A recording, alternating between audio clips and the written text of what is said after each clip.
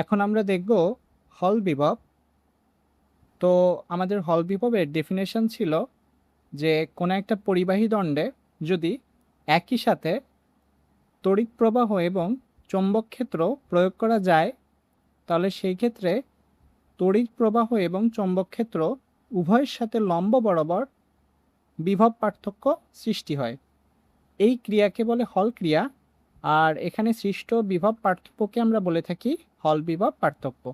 তো আমরা ওইটার আজকে ডেরিভেশন দেখব যে কিভাবে হল বিভব পার্থক্যের মান বের করা যায়। তো চলো দেখি। তো এখানে আমি একটা পরিবাহী দণ্ড রাখছি যার দৈর্ঘ্য মানে এইটা হচ্ছে আমার এল, যার প্রস্থ মানে এইটা হচ্ছে আমার বি, আর যার উচ্চতা মানে হচ্ছে এটা হচ্ছে এইচ। ঠিক আছে। তো দেখো এইটা আসলে আমি সাইড ভিউ আঁকাচ্ছি, এটা আমার সাইড ভিউ। এখন তোমরা একটু চিন্তা করো তো, যদি এটা আমি উপর থেকে দেখতাম, উপর থেকে, তাহলে সেটা দেখতে কেমন লাগতো? আই মিন টপ ভিউটা কেমন হতো? দেখো তো এরকম হতো না টপ ভিউটা? যে আমি যদি এটাকে উপর থেকে দেখতাম তাহলে আমি কিন্তু শুধুমাত্র এই তলটাকে দেখতে পেতাম, এই তলটা। অর্থাৎ সেক্ষেত্রে আমি শুধুমাত্র আমার লেন্থ আর বি মানে দৈর্ঘ্য এবং প্রস্থ এই দুইটা মাত্রাকে আমি দেখতে পেতাম। মানে দেখো ওই যে অংশটা যেটা আমি কালার করে দিছি সেটা আসলে এইটা। মানে আমি কিন্তু তখন শুধু এল আর বি এই দুইটা সাইডকে দেখতে পেতাম যদি আমি উপর থেকে তাকাতাম। বুঝছো আশা করি? আচ্ছা, ঠিক আছে। তাহলে চলো এখন শুরু করি।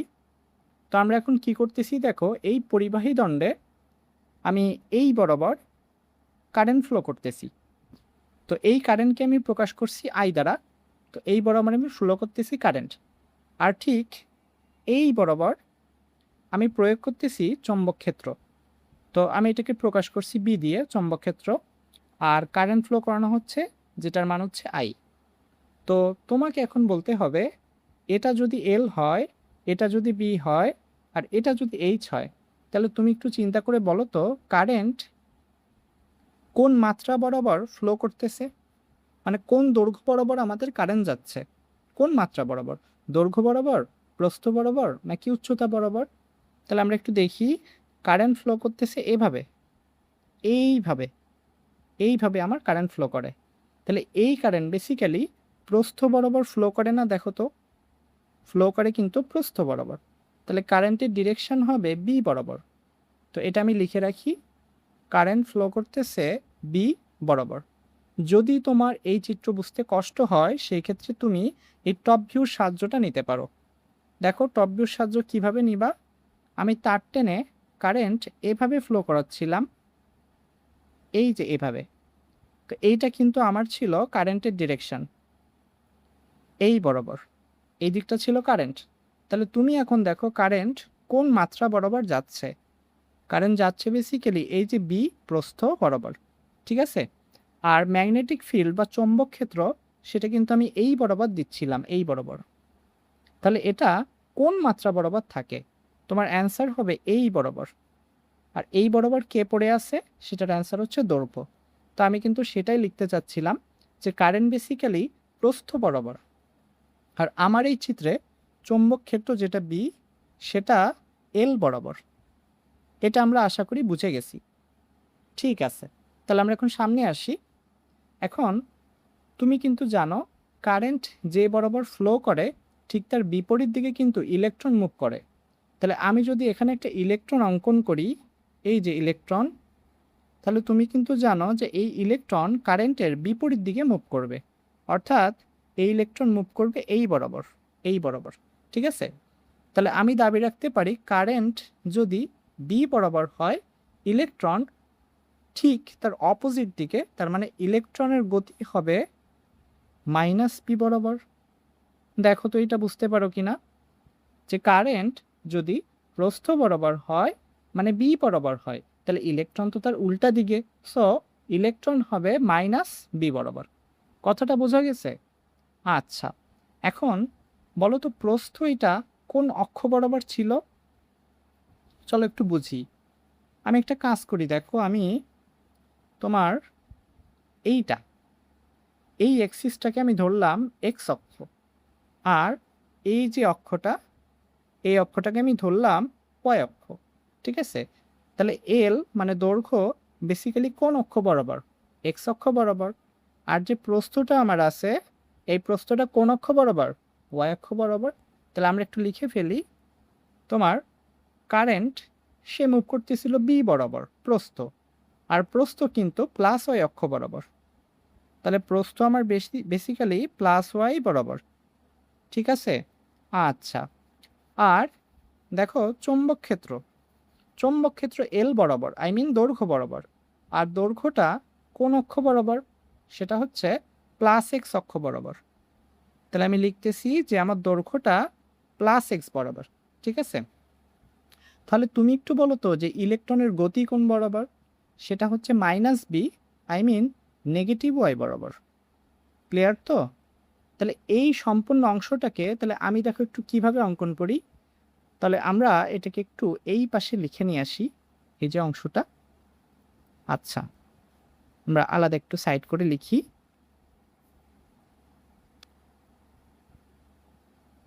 আচ্ছা, তাহলে আমরা দেখতে পাচ্ছি যে কারেন্ট বি বরাবর, সো সেই ক্ষেত্রে ইলেকট্রন মাইনাস পি বরাবর, সো মাইনাস ওয়াই এক্সিস বরাবর। তাহলে মাইনাস ওয়াই অক্ষ, আমরা জানি প্লাস ওয়াই অক্ষ তো উপরে, তাহলে মাইনাস ওয়াই অক্ষ নিশ্চয়ই নিচে। তাহলে আমি বলবো যে আমার কাছে যদি কোনো ইলেকট্রন থাকে, আমার এই চিত্র অনুযায়ী ইলেকট্রন মুভ করবে মাইনাস ওয়াই অক্ষ বরাবর, এইটা। তো এই ডিরেকশনটা হবে আমার ইলেকট্রনের গতির দিক, মানে ইলেকট্রনের ভেলোসিটির দিক। আমরা ধরে নিচ্ছি ইলেকট্রনের বেগ হচ্ছে ভি। আর চৌম্বক ক্ষেত্র কোন বরাবর? দৈর্ঘ্য বরাবর, আর দৈর্ঘ্যটা ছিল প্লাস এক্স বরাবর, আই মিন চৌম্বক ক্ষেত্র তোমার এই বরাবর প্রয়োগ করা হচ্ছে, ঠিক আছে? তাহলে তুমি বলো, চৌম্বক ক্ষেত্রের ভিতরে যদি চার্জ রাখা থাকে, ভি বেগে গতিশীল করানো যায় চৌম্বক ক্ষেত্রের ভিতরে, সে নিশ্চয়ই একটা বল ক্রিয়া করে, বল লাভ করে। এই বলটাকেই তো আমরা বলি চৌম্বক বল বা ম্যাগনেটিক ফোর্স। তাহলে এই ইলেকট্রন নিশ্চিত একটা ম্যাগনেটিক ফোর্স এক্সপেরিয়েন্স করবে, তাই না? তার উপর অবশ্যই চৌম্বক বল ক্রিয়া করবে। তো আমাদের এখন দরকার সেই চৌম্বক বলের ডিরেকশনটা কোন বরাবর। তা আমরা চৌম্বক বলের মান কিন্তু সবাই জানি যে ম্যাগনেটিক ফোর্সের ভ্যালু ছিল q v B sine theta. Theta ছিল বেগ এবং চৌম্বক ক্ষেত্রের মধ্যে কোণ, যেটা এখানে স্পষ্ট যে বেগ এবং চৌম্বক ক্ষেত্রের মধ্যে কোণটা 90। কিন্তু আমার দরকার ডিরেকশন, দিক। তো চলো আমরা এখন ম্যাগনেটিক ফোর্সের ডিরেকশনটা দেখি। আচ্ছা, আমরা কিন্তু এটাও শিখছিলাম যে ম্যাগনেটিক ফোর্স, এটার ডিরেকশন নির্ধারণ হয় ভি ক্রস বি এর মাধ্যমে। কিসের মাধ্যমে? V cross B. আচ্ছা, ঠিক আছে। তাহলে বেগ এটা কোন অক্ষ বরাবর? মাইনাস ওয়াই, সো আমরা লিখতে পারি মাইনাস জে। আর চৌম্বক ক্ষেত্র প্লাস এক্স বরাবর, সো আমরা এটা লিখতে পারি প্লাস আই। তাহলে জে ক্রস আই, আমরা সাইকেলটা একটু দেখি, আই জে কে, সাইকেলটা ঘুরবে হচ্ছে ক্লকওয়াইজ, ক্লকওয়াইজ ঘুরবে। তাহলে দেখো জে ক্রস আই এটা কিন্তু এন্টি ক্লক। তো এন্টি ক্লকের ঘূর্ণনে অ্যান্সার আসবে কত? মাইনাস কে, তাই তো? জে ক্রসে আমার কিভাবে ঘোরা হচ্ছে? Anti clock. আচ্ছা, এন্টি ক্লকের ঘূর্ণনের জন্য অ্যান্সার আসবে মাইনাস কে, ঠিক আছে তো? আচ্ছা, তাহলে মাইনাস আমার আসতেছে মাইনাস কে, আর শুরুতেই কিন্তু আগে থেকে একটা মাইনাস পড়েছিল, সো আমার অ্যান্সার আসবে প্লাস কে, ঠিক আছে? তাহলে আমরা লিখতে পারি ম্যাগনেটিক ফোর্সের ডিরেকশন হবে প্লাস কে বরাবর। এখন প্লাস কে বলতে আসলে কি বোঝায় বলো তো? প্লাস কে বলতে বোঝায় সে কিন্তু জেড অক্ষ বরাবর প্লাস জেড, আই মিন উপরে। কিন্তু এখানে অ্যান্সার যেন উপরে হবে না, এখানে অ্যান্সার হবে নিচে। আই রিপিট, যদিও এখানে আসছে প্লাস কে, বাট তোমাকে অ্যান্সার বলতে হবে নিচে। এর কারণ আসলে দেখো, আমরা যখন ম্যাগনেটিক ফোর্সের দিক বের করি, আমরা সব কিছুকে প্লাস চার্জ ধরে নিই, আর আমরা বাই ডিফল্ট প্লাস চার্জের জন্য ডিরেকশন হিসাব করি ভি ক্রস বি এর মাধ্যমে। কিন্তু ইলেকট্রনের চার্জ কি প্লাস নাকি মাইনাস? মাইনাস না বলো? সো নেগেটিভ আধানের জন্য ম্যাগনেটিক ফোর্সের দিক আসলে নির্ধারণ হয় ভি ক্রস বি না, বরঞ্চ মাইনাস ভি ক্রস বি দ্বারা। অর্থাৎ তোমার এখানে প্লাস কে না, তোমাকে বলতে হবে মাইনাস কে। ক্লিয়ার? আচ্ছা, তাহলে মাইনাস কে মানে কি জেড অক্ষের উপরে বোঝায় নাকি নিচে বোঝায় বলো তো? অ্যান্সার হচ্ছে জেড অক্ষের নিচে। সো আমরা বলবো এই ইলেকট্রন ঠিক নিচ বরাবর একটা ম্যাগনেটিক ফোর্স এক্সপিরিয়েন্স করবে। ঠিক আছে? তো আমরা এই চিত্রটা একটু ব্যাক আসি দেখো। তাহলে এখন তুমিই বলো, এই ইলেকট্রন সে ম্যাগনেটিক ফোর্স এক্সপিরিয়েন্স করবে নিচে। নিচে মানে কিন্তু এই বরাবর, এই যে দেখো এটা নিচে, তার মানে এই ইলেকট্রন ঠিক এই বরাবর ম্যাগনেটিক ফোর্স পাবে। কথা বুঝছো? তো কোনো আধান যদি নিচের দিকে ফোর্স এক্সপিরিয়েন্স করে তো সে নিশ্চয়ই নিচে এসে জমা হবে। সো আমরা দেখব ইলেকট্রন ম্যাগনেটিক ফোর্সের কারণে আস্তে আস্তে নিচে এসে জমা হতে থাকবে। এই যে তুমি দেখতে পারবে সমস্ত ইলেকট্রন এই নিচে এসে জমা হচ্ছে। ঠিক আছে? এখন আমরা কিন্তু জানি দেখো, নেগেটিভ আধান যদি নিচে জমা হয় সো সেই ক্ষেত্রে পজিটিভ আধান নিশ্চয়ই উপরে এসে জমা হবে, তাই তো? নেগেটিভ আধান যদি নিচে এসে জমা হয় তাহলে অবশ্যই প্লাস চার্জ উপরে এসে জমা হবে, তাই তো? তাহলে এই চিত্রটাকে আমি একটু আলাদা করে দেখাই। তাহলে আমি বলতে চাচ্ছি এমন যে এই আমার সেই কোণা যার ঠিক নিচ বরাবর আমার জমা হচ্ছে ইলেকট্রন, অনেক বেশি ইলেকট্রন। কেন? ম্যাগনেটিক ফোর্সের কারণে। আর ঠিক উপর বরাবর আমার জমা হচ্ছে পজিটিভ চার্জ, ধনাত্মক আধান, এই বরাবর প্লাস চার্জ জমা হয়েছে। ঠিক আছে? আচ্ছা, কারণ নেগেটিভ চার্জ যদি নিচে জমা হয় সো উপরের দিকে অবশ্যই পজিটিভ চার্জ জমা হবে। আচ্ছা, আর এই ডিস্টেন্সটা আমাদের ছিল এইচ। আচ্ছা, এখন আমরা একটু স্থির তড়িতে ব্যাক করি। আমরা কিন্তু জানি প্লাস এবং মাইনাস চার্জ যদি একটা নির্দিষ্ট দূরত্বে রাখা যায় সেই ক্ষেত্রে প্লাস থেকে মাইনাসের দিকে তড়িৎ ক্ষেত্র বা তড়িৎ বলরেখা সৃষ্টি হবে। এটা কিন্তু আমরা সবাই জানি। প্লাস মাইনাস যদি একটা নির্দিষ্ট ডিস্টেন্সে রাখা যায়, প্লাস থেকে মাইনাসে অবশ্যই তড়িৎ ক্ষেত্র বা তড়িৎ বলরেখা সৃষ্টি হয়ে থাকে।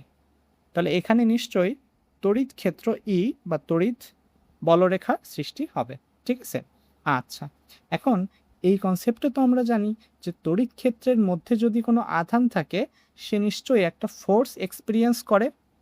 আই রিপিট, তড়িৎ ক্ষেত্রের মধ্যে যদি কোনো চার্জ রাখা যায় সে একটা ফোর্স এক্সপিরিয়েন্স করে। এই ফোর্সটাকে আমরা কি ফোর্স নামে ডাকি? এই ফোর্সটাকে আমরা বলি ইলেকট্রোস্ট্যাটিক ফোর্স বা কুলম্ব বল, যার ভ্যালু ছিল কিউ ইন্টু ই। এটা কিন্তু আমাদের স্থির তড়িৎ থেকে জেনে আসার কথা। ঠিক আছে? আমি ধরে নিব তোমরা সবাই জানো। এখন তুমি একটু চিন্তা করো যে আমার নেক্সট ইলেকট্রন যখন এখান থেকে আসবে, মনে করো অনেক ইলেকট্রন জমা হয়ে গেছে, এবার কিছু সময় পর আরেকটি ইলেকট্রন আসবে। তো এখন তুমি তো জানো যে ইলেকট্রনের উপর অলরেডি নিচের দিক বরাবর ম্যাগনেটিক ফোর্স ক্রিয়া করতেছে, এই বরাবর। তুমি জানো যে এই বরাবর তার উপর কোন ফোর্স ক্রিয়া করতেছে? Magnetic force. আবার কেবলমাত্র আমি তোমাকে কনসেপ্ট শেখালাম, সে যদি কোনো তড়িৎ ক্ষেত্রের মধ্যে ঢোকে সো সে নিশ্চয়ই একটা কুলম্ব বল এক্সপিরিয়েন্স করবে। তাহলে এই ইলেকট্রন তো এখন তড়িৎ ক্ষেত্রের মধ্যে ঢুকে গেছে, তাহলে এখন এই ইলেকট্রনের উপর ক্রিয়া করবে কোন বল? কুলম্ব বল, তাই তো? এখন কোশ্চেন হচ্ছে কুলম্ব বলের ডিরেকশনটা কোন বরাবর? এটার অ্যান্সার হচ্ছে যদি প্লাস চার্জ তড়িৎ ক্ষেত্রের ভিতরে আসে সো সেটা হয় ই বরাবর, আই মিন তড়িৎ ক্ষেত্র বরাবর। আর যদি আমার মাইনাস চার্জ আসে সেই ক্ষেত্রে অ্যান্সার হবে মাইনাস ই, মানে তড়িৎ ক্ষেত্রের বিপরীত দিকে। কথা বুঝছো? তো আমার তো এটি ইলেকট্রন, তাহলে এই ইলেকট্রন কুলম্ব বল ফিল করবে ঠিক তড়িৎ ক্ষেত্রের অপোজিট দিকে। তাহলে এই বরাবর ক্রিয়া করবে আমার তড়িৎ বল বা কুলম্ব বল। কথা বুঝছো? এখন দেখো, এই দুইটা ফোর্সের মান যদি কম বেশি হয়ে যায়, সে তোমার ইলেকট্রোস্ট্যাটিক ফোর্স বা কুলম্ব বলের মান বেশি, সো সেই ক্ষেত্রে ইলেকট্রন কিন্তু উপরে চলে যাবে। আর যদি ম্যাগনেটিক ফোর্সের মান বড় হয় সেক্ষেত্রে ইলেকট্রন কিন্তু নিচে চলে যাবে। ঠিক আছে? তো আমরা একটা স্টেট এখানে আলোচনা করতেছি যেটা হচ্ছে সাম্যাবস্থা। সাম্যাবস্থা সাম্যাবস্থা বলতে আমরা বোঝাচ্ছি যে কুলম্ব বল আর ম্যাগনেটিক ফোর্সের মান যখন সমান, বলতো তখন কি হবে? তখন কিন্তু ইলেকট্রন উপরেও যাবে না, নিচেও আসবে না। এই ইলেকট্রন যেভাবে তুমি মুভ করে সামনে নিয়ে যাচ্ছিলা ঠিক সেই বরাবর চলে যাবে। আসলে এই চিত্রটা দেখানো মুশকিল, আমি একটু এই চিত্রটা তোমাকে দেখাই। দেখো, ইলেকট্রন যেই পথ ধরে আসতেছিল, ইলেকট্রন কিন্তু এই যে ইলেকট্রনটা এই পথ ধরে আসতেছিল, দেখো এই যে ইলেকট্রন কিন্তু এই পথ ধরে আসতেছিল, এই পথ ধরে। সো এই ইলেকট্রন যেহেতু সামনে চলে গেছে, এই ইলেকট্রন আর কখনো বিচ্যুত হবে না, সে সব সময় সামনে যেতে থাকবে। কারণ তাকে উপরে এবং নিচে টানার মতো ফোর্সগুলো কিন্তু ব্যালেন্স হয়ে গেছে। কথা বুঝছো? উপরে এবং নিচে ফোর্সগুলো পরস্পর সমান। সো নেট ফোর্সের মান কত? 0। সো এই ইলেকট্রন দেখবা তুমি আর বিচ্যুত না হয়ে সবসময় সামনে যেতে থাকবে। ঠিক আছে? আচ্ছা, ঠিক আছে। তা আমরা ধরে নিচ্ছি ওই কেসটা এখানে সম্পাদন হচ্ছে। তাহলে আমরা কুলম্ব বলের সূত্র জানি QE, আর ম্যাগনেটিক ফোর্সের সূত্র আমরা জানি QVB। ঠিক আছে? আচ্ছা, এখন তুমি যদি স্থিরতড়িৎ পড়ো তুমি কিন্তু জানো বিভব পার্থক্য সমান E/D। এই ডি এর পরিচয়টা কি? যে দৈর্ঘ্য বরাবর চার্জ জমা হয়ে থাকে। তাহলে তুমি একটু দেখো তো, এই যে প্লাস চার্জ এবং এই যে মাইনাস চার্জ, এরা কোন দৈর্ঘ্য জুড়ে জমা হচ্ছে? এরা জমা হচ্ছে এই উচ্চতা জুড়ে। সো আমি কিন্তু এখানে ডি বসাবো না, আমি এখানে বসাবো E/H। ঠিক আছে? তাহলে আমরা ইটাকে রিপ্লেস করে ফেলি ডেল ভি বাই এইচ দ্বারা। ঠিক আছে তো? তাহলে পড়ে থাকে EVB। তাহলে আমরা যদি এখন বিভব পার্থক্য বের করি সেটার মান দাঁড়াবে EVB। সরি, আমার বিভব পার্থক্যের মান দাঁড়াবে VBH। তো এইটাই কিন্তু আমাদের হল বিভবের ডেরিভেশন ছিল। তোমরা যারা সূত্র অলরেডি পড়ছো হল বিভবের তারা কিন্তু জানো যে এখানে সেই দৈর্ঘ্যটাই বসাতে হয় যেই দৈর্ঘ্য বা মাত্রা বরাবর আমাদের বিভব পার্থক্য সৃষ্টি হয়। তো যেহেতু এখানে বিভব পার্থক্য উচ্চতা জুড়ে আসতেছে, সো এইখানে আমার এইচ বসে যাবে। ঠিক আছে? আচ্ছা, আমাদের হল বিভবের আরেকটা ফর্মুলা আছে, আমরা ওটাও একটু দেখব।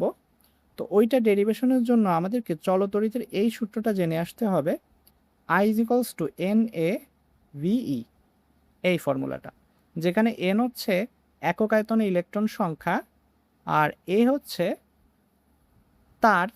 তারের মধ্যে কারেন্ট যেই ক্ষেত্রফল জুড়ে গমন করে সেই ক্ষেত্রফলের মান। ভিটা হচ্ছে তাড়ন বেগ, ইটা হচ্ছে ইলেকট্রনের চার্জ। তো তুমি একটু দেখো তো, আমাদের এই যে এই তারে কারেন্ট কোন ক্ষেত্রফল জুড়ে গমন করে? কারেন্ট তো এই দিকে যাচ্ছিল, তাই না? এই বরাবর। তাহলে তারের মধ্যে কারেন্ট বেসিক্যালি এই ক্ষেত্রফল জুড়ে গমন করে। তাহলে এই ক্ষেত্রফলের মান কত? L গুণ H। তা আমরা সেটা একটু বসাই দেই। তাহলে আমাদের পড়ে থাকবে N, ক্ষেত্রফল হবে L গুণ H, V হচ্ছে বেগ, আর ইটা হচ্ছে ইলেকট্রনের চার্জ। ঠিক আছে? এইবার একটা কাজ করি, দেখো আমরা এই ফর্মুলাতে V এর মানটা বসাই দেই। তাহলে আমাদের কি থাকতেছে দেখো তো, V এর বদলে আমরা কি বসাবো? I বাই তোমার L/H, N থাকবে একটা N, LH E, এইটা। সো আমরা বি এর মানটা আসলে বসাই দিচ্ছি, আর আগে থেকে আমার ছিল বি আর এইচ। তাহলে কি থাকে একটু দেখো তো, আমার এইচ কেটে যায়। সো আমার ফর্মুলা থেকে BILNE। তো বইতে তোমাদের সূত্রটা লেখে এমন BITEN। আসলে ওই টি এর স্থানটা আমার এখানে দখল করছে এল। তো আমি যখন তোমাদের সূত্রটা পড়াইছি আমি কিন্তু স্পষ্ট করে বলে দিছিলাম যে এই এল এর পরিচয়টা আসলে কি। এই এল হচ্ছে যেই বরাবর চৌম্বক ক্ষেত্র থাকে সেই মাত্রাটা। চলো তো দেখি একটু ম্যাচ করছি কিনা। চলো একটু ম্যাচ করছি কিনা দেখি। এই দেখো, ম্যাচ করে গেল। যেই বরাবর চৌম্বক ক্ষেত্র ছিল সেই মাত্রা কিন্তু এলই ছিল। তাহলে আমার কিন্তু সূত্র এখানে ম্যাচ করে গেছে। সো এইটাই আমাদের হল বিভবের ডেরিভেশন।